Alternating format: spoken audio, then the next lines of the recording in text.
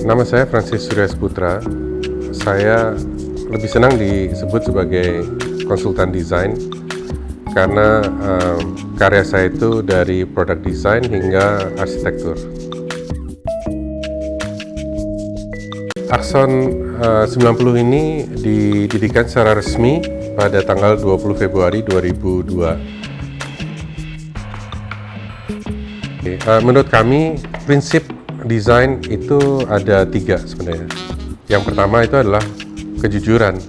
Misalnya pada satu saat kita merasa desain itu belum maksimal, kita harus secara jujur menyampaikan itu ke klien kita.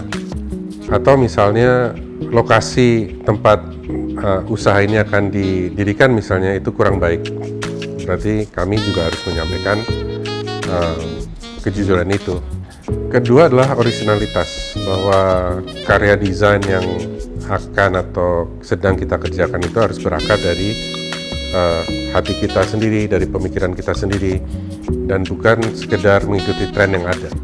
Ketiga adalah bagaimana kita bisa menjadi desainer, arsitek maupun kria yang lebih bertanggung jawab terhadap lingkungan.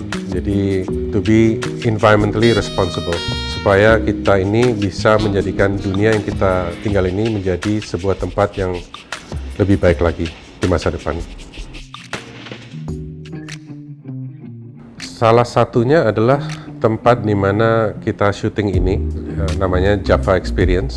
Ini adalah tempat di mana desain dan teknologi itu sudah membaur menjadi satu kesatuan. Dan kalau bisa dilihat nanti ada beberapa item yang seperti dry aging machine yang kami customize. Kemudian ada Caveman. Caveman adalah sebuah restoran di Singapura yang memiliki sisi butchery yang menjual daging dry age, wine, sake, dan lain sebagainya. Kemudian ada sisi barnya. Kami ingin ada satu tempat di ujung bangunan ini karena posisinya di hook untuk menghadap ke jalan, di mana di situ disediakan tempat duduk di luar. Awal desainnya ini dengan harapan pejalan kaki di pedestrian itu bisa saling menyapa dengan si bartender atau pengunjung lainnya.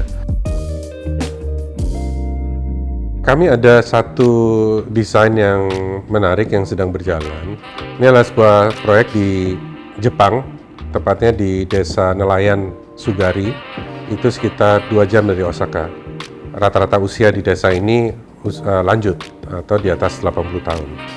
Yang kami kerjakan di sana adalah memberikan solusi, karena mereka ini tua, harusnya ada semacam puskesmasnya. Jadi di situ kami mengusulkan adanya semacam care center untuk mereka. Minimal di situ ada oksigen, minimal di situ ada P3K. Ya.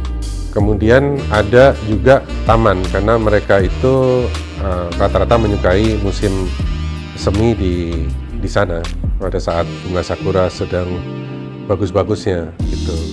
Di sini kita ada 2 proyek untuk yang khusus untuk penghijauan di sana. Itu adalah guerrilla planting. Itu bagaimana kita menanamkan pohon-pohon sakura di tempat-tempat tanah-tanah yang kosong. Kemudian ada juga sebuah taman, kita sebutnya Sky Tree. Jadi pada saat kita masuk ke area ini, itu ada landscape dengan ketinggian 3 meter dan dikelilingi oleh pohon sakura. Desa ini sangat terproteksi dengan adanya dinding tsunami setinggi 3 meter. Ya, sehingga dengan adanya taman itu tadi, mereka bisa naik ke atas taman itu di level 3 meter untuk melihat pemandangan lautnya.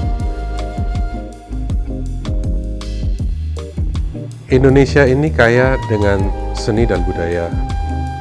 Dan saya berharap arsitek dan desainer muda ke depannya ini untuk dapat mengembangkan kekayaan kita ini menjadi sesuatu yang jauh lebih baik lagi, yang lebih kontemporer, yang bisa diterima oleh dunia sebenarnya. Sehingga nantinya kekhasan ciri ini bisa menjadi referensi desain, bahkan menjadi salah satu bahasa baru dalam arsitektur dan desain dunia.